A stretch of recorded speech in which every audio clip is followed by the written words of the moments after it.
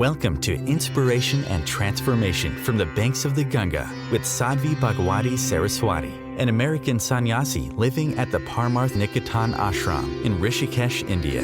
Sadhvi is president of the Divine Shakti Foundation, a charitable organization bringing education, vocational training, upliftment, and empowerment programs to women and children. Sadhvi is also Secretary General of the Global Interfaith Wash Alliance and Director of the world-famous International Yoga Festival.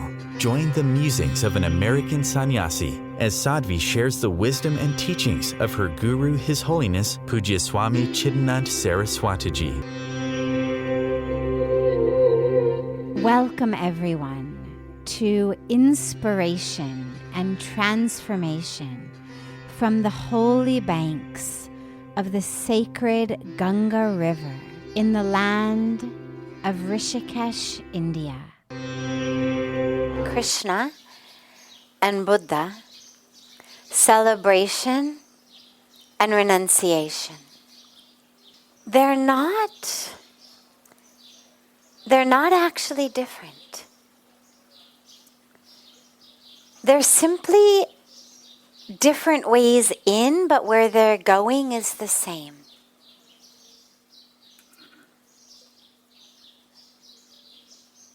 In order to really celebrate, true celebration, there has to be renunciation. If my mind is stuck in attachments, in expectations, in desires, I cannot really celebrate. I may go to parties, I may dance, I may even drink alcohol, take drugs, I may do all sorts of things that people would on the surface say, oh, so she's celebrating. But if inside of me there is not renunciation, and I don't mean the renunciation of a sannyasi, I don't mean my particular personal dharma, I mean for everyone. You cannot really celebrate. If as I look around, I think, oh God, she's got so much of a nicer handbag than I have. Oh, her sari is so much nicer than mine is. She's got nicer jewels than I have. Oh, she's so much prettier than I am. If wherever I go, I'm constantly thinking, kya milega, kaise prapt karu. To celebration kabhi nahi ho sakte. Celebration happens only when I am actually able to be free. If you are in jail, you cannot celebrate. It may be Thursday nights and they may give out chocolate cake, who knows? But if you are in jail, you cannot celebrate. Because you know, no matter how much chocolate cake they are giving me, I'm in jail. Doesn't matter what they're giving me to eat. I'm in jail. And in the same way, it doesn't matter how much we dance, where we go, who we party with. If inside we are not free, that real celebration can never happen. And so renunciation doesn't have to be renunciation of family, doesn't have to be renunciation of possessions or renunciation of, grahasti life like a sannyasi takes. If you're not a sannyasi, well, you don't have to renounce what a sannyasi renounces. But you must renounce the attachment to this ego. You must renounce the attachment to this identification. Nahi to maan lijiyega, main celebrate kar rahi hu, main naach rahi hu, main ga rahi hu. And all I can think of is, I wonder if he's attracted to me. Wonder if somebody's looking at me. Aren't I the best dancer in the room? Or if you're all worried about, oh my God, I look so stupid when I dance. Sabhi has rahe honge mere baare mein. Either way, you are stuck. And you cannot really dance. Because the mind is stuck in the body, in the ego, thinking that I am this size or shape or color, that I am what people think about me. This is why the renunciation and the celebration go together.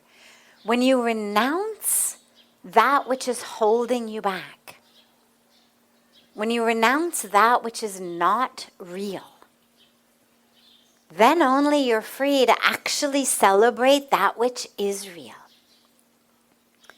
Ek example मैं आपको दूं. Imagine that you are walking down the beach.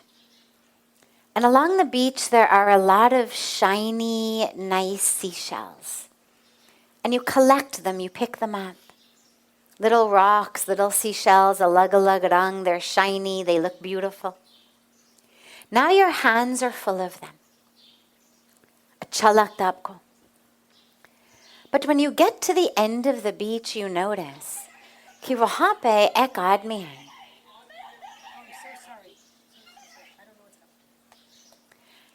At the end of the beach, you get there. और एक आदमी खड़े हैं. एक balti, a full bucket of diamonds this man has at the end of the beach.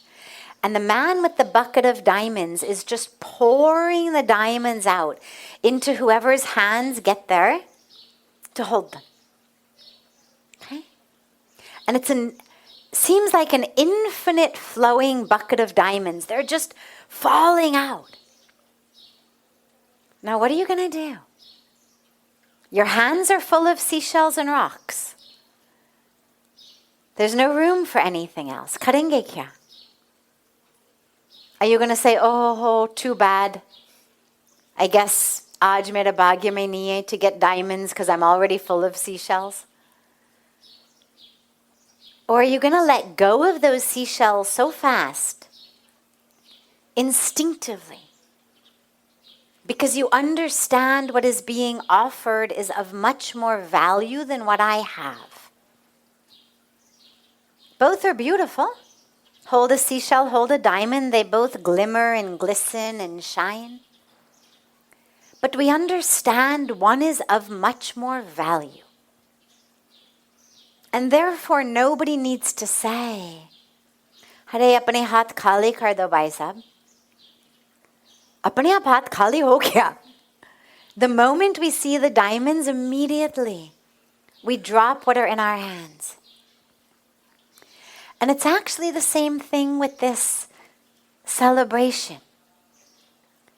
If you think of diamonds, this valuable thing, as celebration, ecstasy, bliss, freedom, well, in order to experience it, we have to let go of that which is already filling our lives, which is stuff we've picked up along the way, like the seashells. Jeevan ki yatra pe chalte, chalte, chalte, chalte. This sanskar has come, this idea has come, this impression has come, this identity has come, this attachment has come, this grudge has come, this desire has come. And then we find ourselves with our hands full. Jaganiye.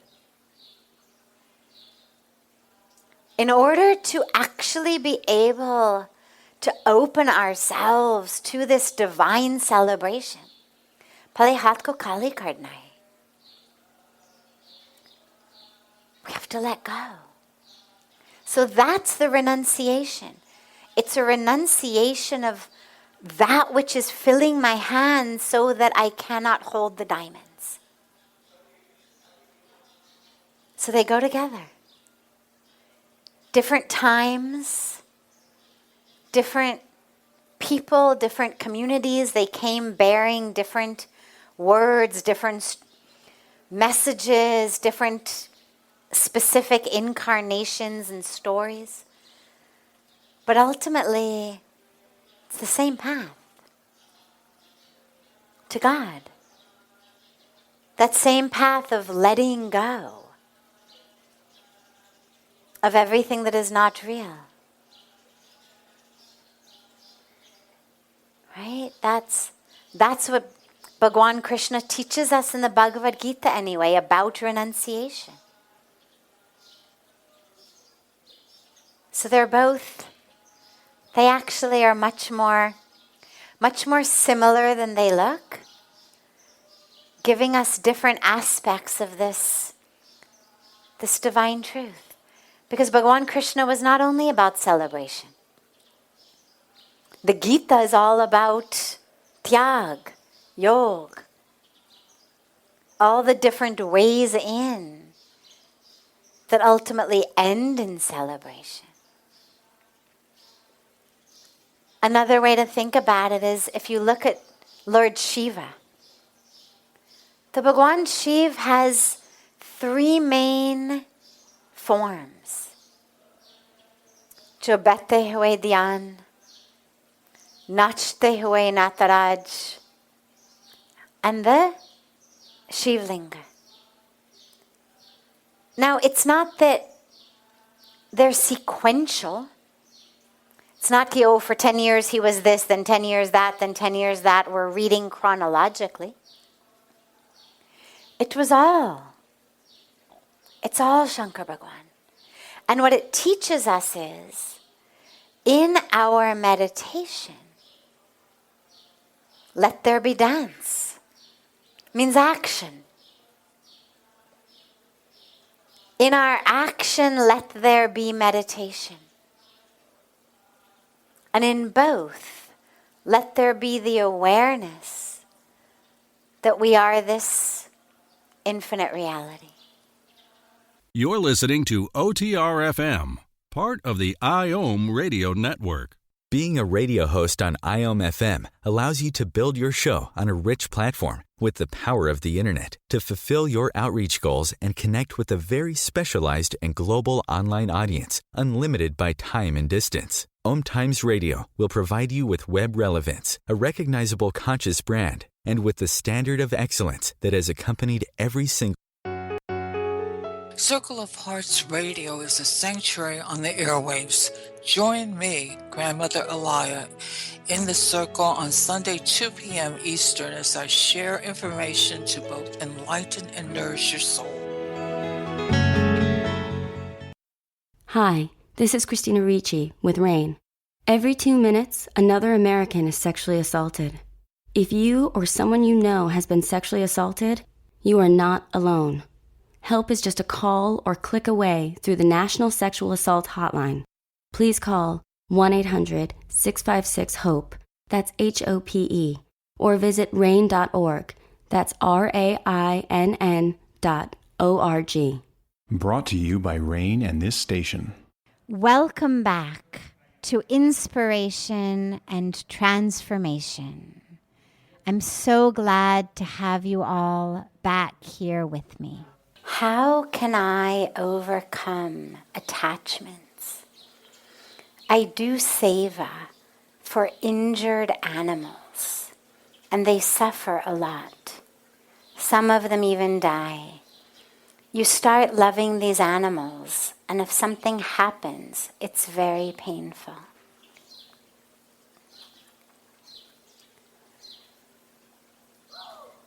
Spirituality is not about giving up your humanity. There's nothing in spirituality that says, thou shalt not love, thou shalt not care, thou shalt become cold-hearted and indifferent and apathetic.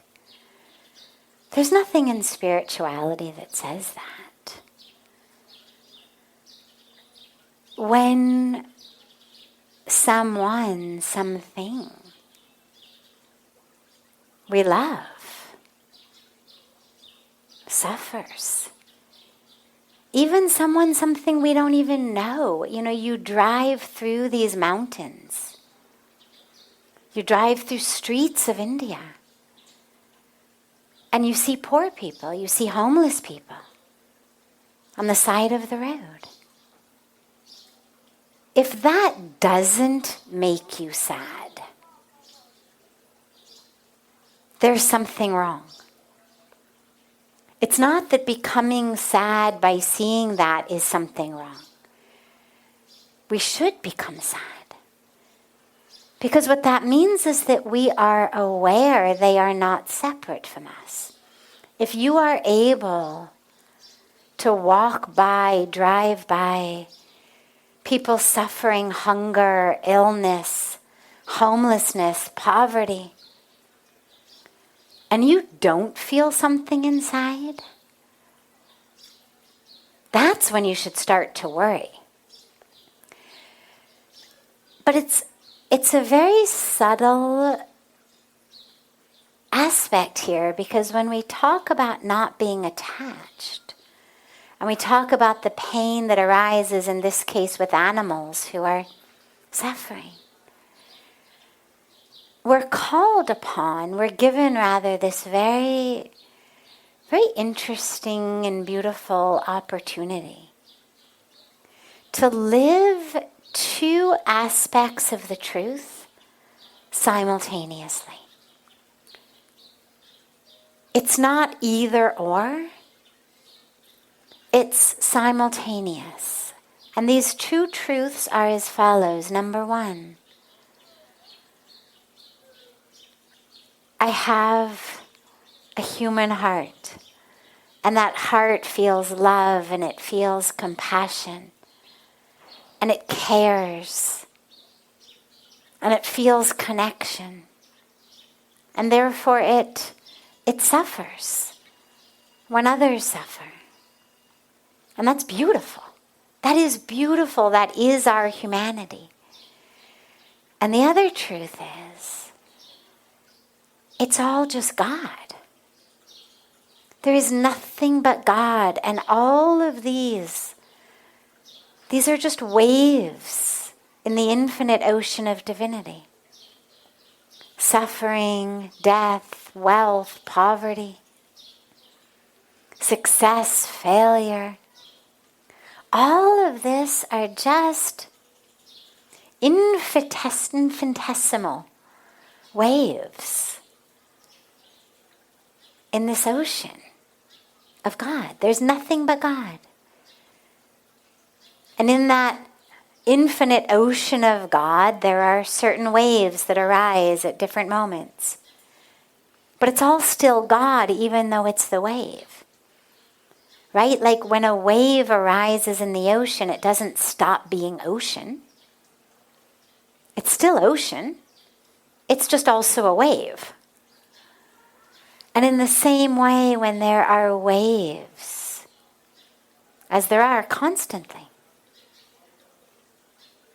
of suffering, of death, of joy, of gain, of loss, these are minuscule wave forms in the ocean of perfection, the ocean of divinity. And remember, it's not either or. It's not that one is higher and one is lower. Or that sometimes we should be a human and sometimes we should be deeply spiritual. It's actually about holding both of these truths in your consciousness at the same time. This awareness that yes, everything is perfect. Everything is God. There is no you, there is no me, there is no animal, there is no death. Because it's all just infinite life, it's all just God. It's timeless. Like in the Bhagavad Gita, Lord Krishna says, the soul, the spirit, you are that which was never born, will never die. So that's not just true about Arjuna, that's true about all of us. It's true even about the animals that this question asker is asking about. The soul is the soul, whether it's the soul of a puppy or the soul of a human. Just in different incarnations, in different vehicles for different karmic packages. So we hold the awareness, it's all perfection, it's all God. There's nowhere to go, there's nothing to do. It's just God. And simultaneously, that here we are as humans, and when someone falls down on the road in front of you, you bend down and you help them up because you are a human. And if you don't, that's a problem.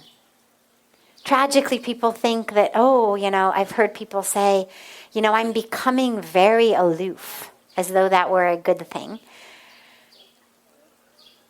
This and this one died, this and this one's suffering, this and this is happening, and nothing impacts me. As though that were a good thing. We're not meant to discard our humanity. God doesn't make mistakes. God gave us eyes that cry, a heart that loves, that cares, brains that are capable of innovation, planning, creativity. We're not supposed to just pretend we don't have these and become aloof.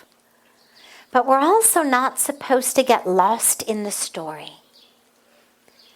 And when we get lost in the story, oh my God, the animal died, then we've lost the rest of the picture. Just like if we ignore the guy who's fallen down in front of us because we say, well, it's all perfect, it's all God. Yeah, that blood that's just gushing out of his leg, it's all God. It's all perfect. That's problematic. In the same way that it's problematic to forget that it's all God and to get totally lost in, oh my God, the guy, and oh my God, this, and oh my... And the real beautiful opportunity we've been given is to hold the space for both simultaneously. Yes, it's all God. Yes, it's all perfect. And yes, people are hungry and they are suffering, and it is our duty to feed them. And yes, when we care and love, we lose. And when we lose, it hurts. And that's beautiful because it reminds us we're human. And it reminds us of this beautiful heart we have. And so, to the sweet being who's doing this seva for animals, it's beautiful that you care. It's beautiful that you connect. Serve them. Care, love. But don't lose yourself. Don't lose the rest of the picture. Allow yourself also to know that this animal incarnation that they've had is also part of God's perfect plan. This suffering they are having is also part of this plan. And yes, you should help them. And yes, it's part of God's perfect plan. And to just expand our awareness to hold space for both of those at the same time. This is OTR-FM, part of the IOM radio network. Om Times Magazine is one of the leading online content providers of positivity, wellness, and personal empowerment. A philanthropic organization, their net proceeds are funneled to support worldwide charity initiatives via Humanity Healing International. Through their commitment to creating community and providing conscious content, they aspire to uplift humanity on a global scale. Om Times, co-creating a more conscious lifestyle. Do you have time to read that inspiring book or that blog post you've been meaning to get to? In your busy world, how do you improve yourself and keep your life going?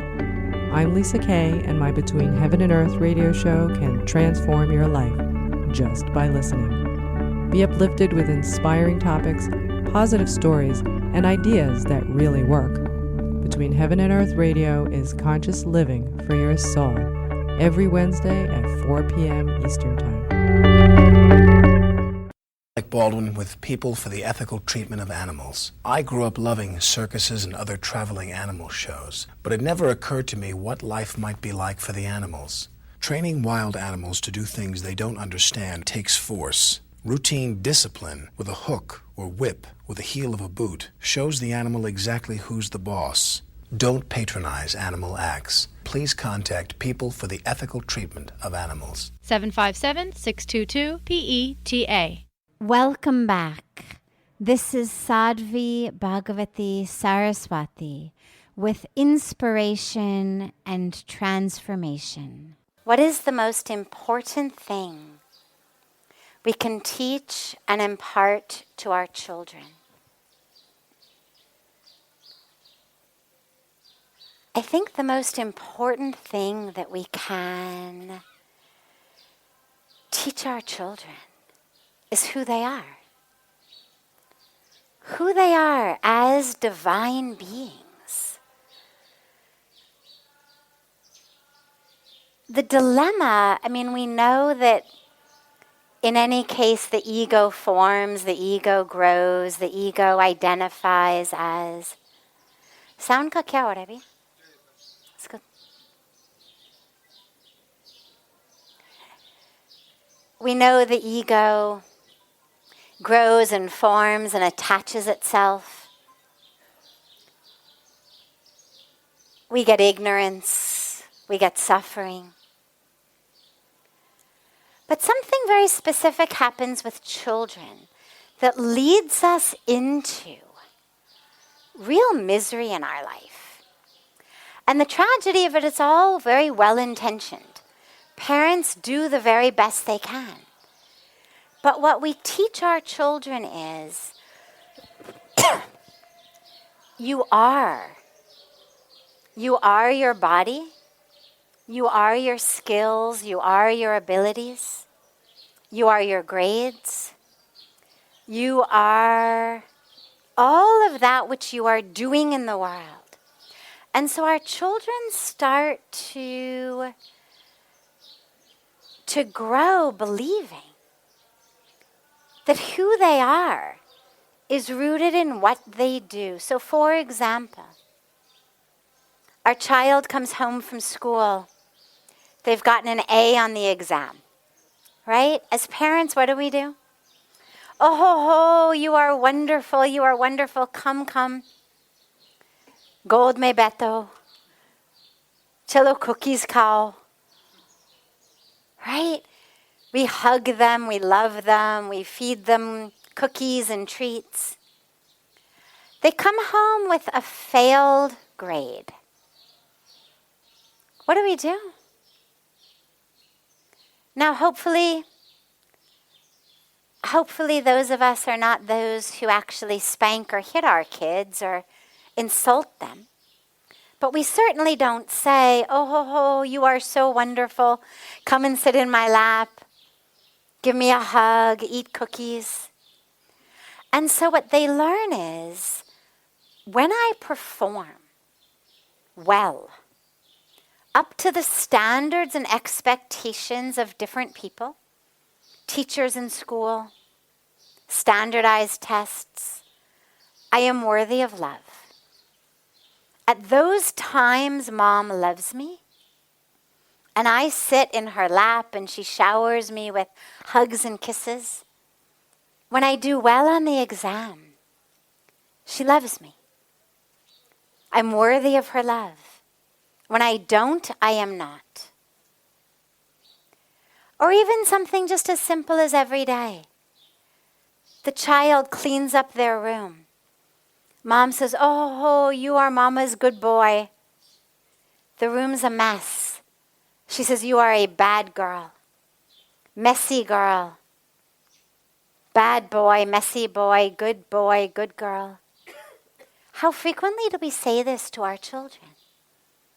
And what they learn is my goodness, my worthiness here on planet Earth, my worthiness of love, of hugs, of sitting on mother's lap or dad's lap, my worthiness of appreciation is dependent upon what I do. My room is clean, my clothes are folded and put away. I'm worthy of love. They're not, I am not. I think the most critical thing to teach the children is, it doesn't matter what you do. It doesn't matter what grades you get on exams. It doesn't matter if your room is clean or dirty. Yes, obviously we need to learn to take care of our things. Things cost money. Things are produced by others. Things are using resources. We must learn to take care of them. We must learn to take care of them. But that's not my worthiness. Yes, we must try our best in school. We must try our best sincerely. We've been given skills and abilities. We must use them. Do our best. But that has nothing to do with who we are. Who we are is divine, which means an A or an F. A messy room, a clean room. A star athlete. The guy who struck out or the girl who struck out in the most important inning of the ball game. It doesn't matter. Whatever we do, whatever we look like, we're fat, we're thin, we're dark, we're fair, we're athletic, we're not athletic. We're good in school, we're not good in school. That in all of these circumstances, we are divine. And we are worthy. More than worthy. Of occupying our place here on planet Earth. We are worthy of love, worthy of grace. I think that's the most important lesson, because otherwise we grow up, all of us, feeling like what I do in the workplace, in the home, in my social arena, that determines my worthiness. We grow up believing, in order to be worthy of love, I must succeed. So when we don't do well in work, when we're not the best, we don't get the corner office, we don't get the promotion, somebody's smarter than we are. Not only do we feel badly about work, but we feel badly about us. It's not just the project wasn't accepted. It's I am a worthless human being. Because that's what we were taught. When we feel like we fail at something, or we put on a few extra pounds, or we lose too much weight, or we don't look the way we want to, we feel unworthy of love. It's not a matter of just, I should pay attention to what I eat. But we actually feel unworthy of love based on what we look like, based on how we're achieving what we're doing. And that didn't come to us just from the air. It's what we were given as children. And of course, it's not only from the parents. We get it in commercials and advertising. We get it everywhere. But parents can help children understand who you are is divine. Child comes home with an F. Make sure you give them a big hug and a space on your lap. Help them figure out, maybe they need tutoring. Maybe they need to stop watching TV for 6 hours when they get home from school every day. but not that they're not worthy of love. Make sure that what we are teaching our children is that who they are is full, is whole, is perfect, is divine. And yeah, there's a whole bunch of values and ethics and ways to move through the world in our, what we call sanskaras, impressions, or even just in terms of being part of a positive, civilized society. But that doesn't change who they are. And if we can raise a generation of children who know whatever I look like, whatever my grades are, however I'm succeeding or not succeeding, I am the divine. We'll raise a generation of children who are connected to that divine and then are able to be courageous in their life choices, in their vocations, in their professions, and are able to then be creative in actually bringing about the types of solutions and societies and world that we need to live in. This is OTR-FM, part of the IOM radio network. Om Times Magazine is one of the leading online content providers of positivity, wellness, and personal empowerment. A philanthropic organization, their net proceeds are funneled to support worldwide charity initiatives via Humanity Healing International. Through their commitment to creating community and providing conscious content, they aspire to uplift humanity on a global scale. Om Times, co-creating a more conscious lifestyle. Do you have time to read that inspiring book or that blog post you've been meaning to get to? In your busy world, how do you improve yourself and keep your life going? I'm Lisa Kay, and my Between Heaven and Earth radio show can transform your life just by listening. Be uplifted with inspiring topics, positive stories, and ideas that really work. Between Heaven and Earth Radio is conscious living for your soul, every Wednesday at 4 p.m. Eastern Time. Like Baldwin with People for the Ethical Treatment of Animals. I grew up loving circuses and other traveling animal shows, but it never occurred to me what life might be like for the animals. Training wild animals to do things they don't understand takes force. Routine discipline with a hook or whip with the heel of a boot shows the animal exactly who's the boss. Don't patronize animal acts. Please contact People for the Ethical Treatment of Animals. 757-622-PETA. Welcome back. This is Sadhvi Bhagawati Saraswati with inspiration and transformation. What does it mean to look at life the way it is? Well, it means looking without attachment to changing it. It means looking at it without judgment, really seeing it as it is. But of course, then it gets a little more subtle because the question becomes, well, what is it? Right? So on the one hand, I could say, well, I'm looking at life as it is. This is my hand. Okay? It's a 50-year-old hand. I can look at it and I can say, wow, it's 50. I'm getting, a bunch of wrinkles on it. My hand. 50-year-old hand. That's as it is. Free of the delusion that I'm still an 18-year-old girl. Free of the delusion that somebody's going to, pay me to become a hand model for something. And yet, is that really life as it is? If you look at this hand under an electron microscope, not with my two eyes, but you stick it under an electron microscope, what do you see? You don't see wrinkles and veins. You see energy. You see whirling electrons. You see space. So this is energy. Well, energy is never born. Right? We've got that in all of our laws of physics.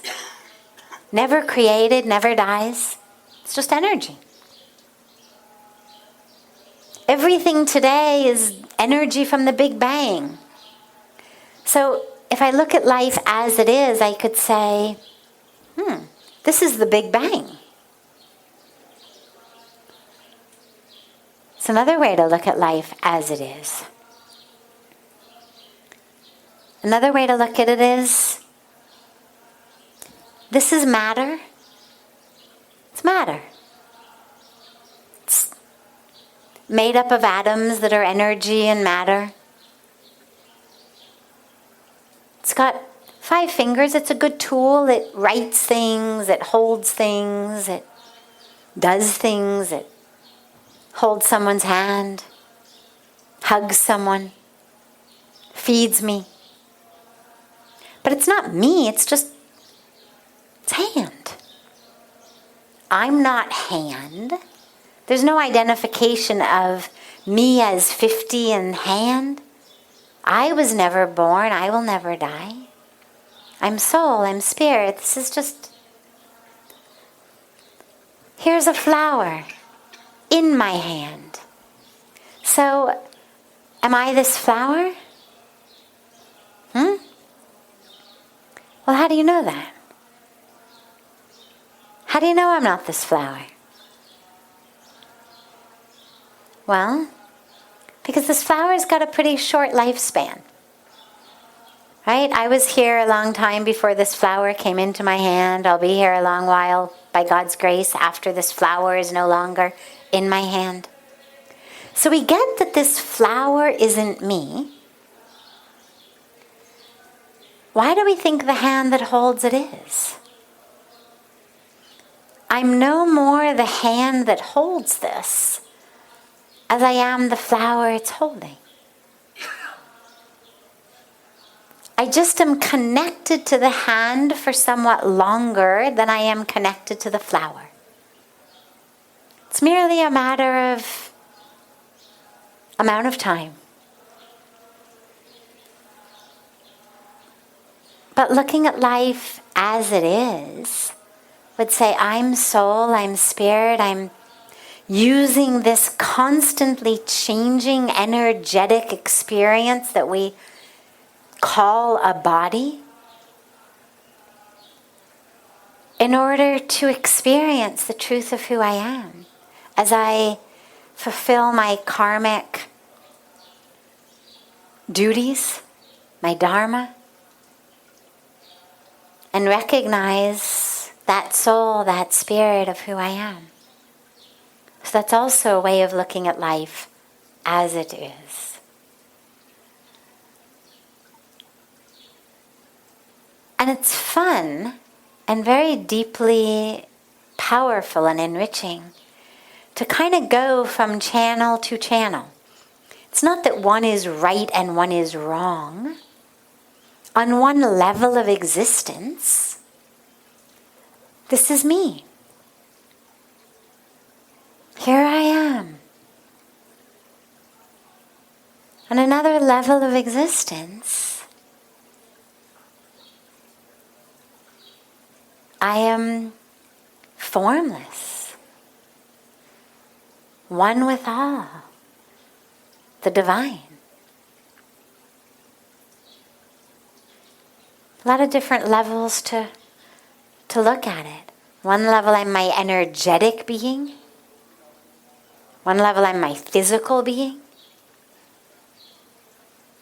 One level, I'm the subtle body.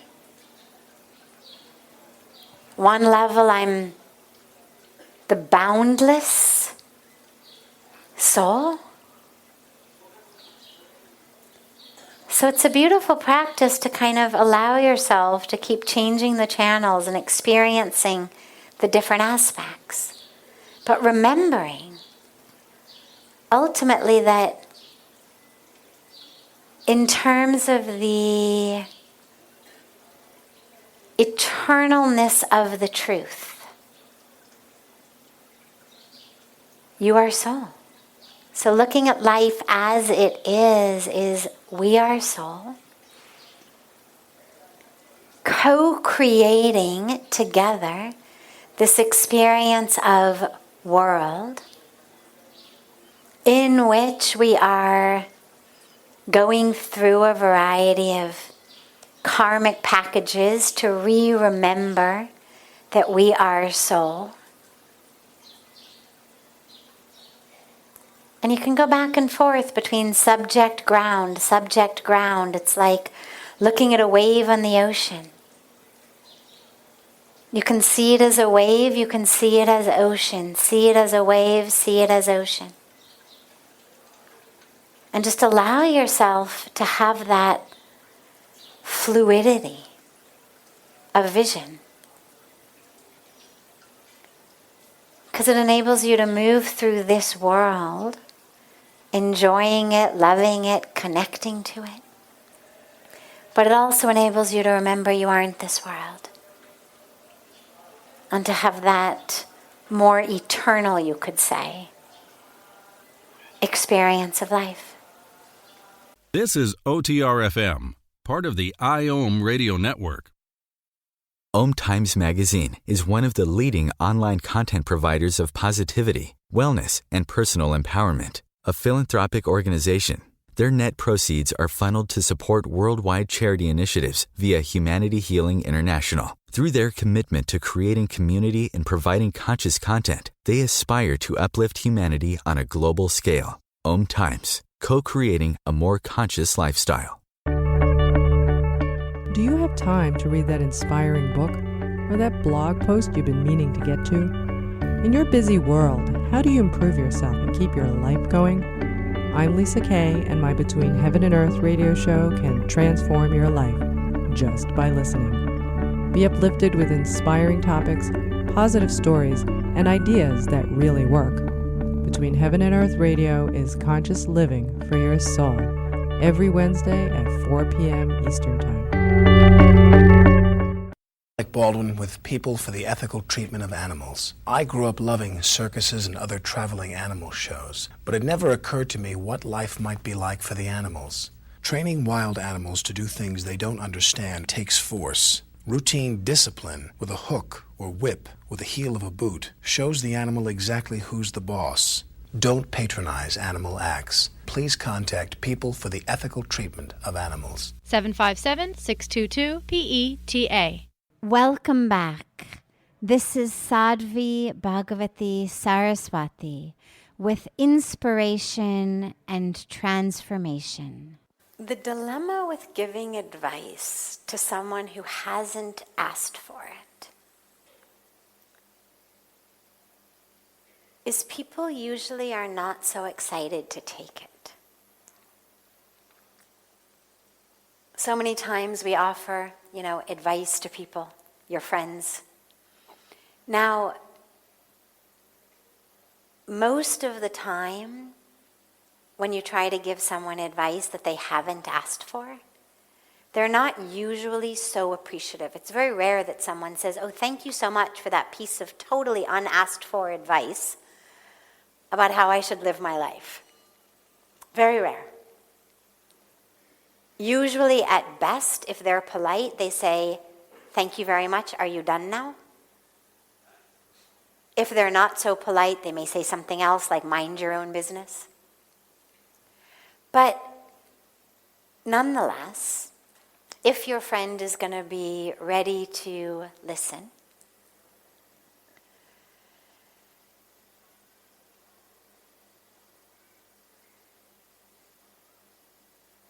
we have to live our lives today. It's a very delicate balance between living today as the best, the fullest, the most beautiful day that we can create, and simultaneously also keeping, kind of an eye on the future. Meaning, as Pujya Swamiji always says, failing to plan is planning to fail. So we have to keep enough of an eye on the future that, when we're old, if there isn't family, or for whatever reason, if the family situation is such, that we've got some way of being taken care of. But you don't want to live your life. You didn't mention how old your friend is, but you look quite young. I'm imagining your friend is probably around your age. I mean, you're many, many, many decades from looking at an old age home. So if she right now is already thinking about that, what I would try to do is I would try to get her focused on the next several decades. How can she utilize these decades, these minutes, these moments of her life, to feel full, to find fulfillment, to be of service,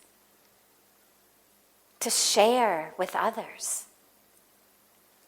And at the end, yeah, an old age home is obviously not an ideal situation, but it's also not the end of the world. There's many people for whom that is the situation. The question for her now is, how can she live now? Vibrantly, alive, full, connected, in service. Because when you think of an old age home, you think of kind of just sitting there and sort of waiting to die. Well, she shouldn't start waiting to die now. She should be living now. We all should be living now. However old we are. And then when the time comes, we see what the situation presents.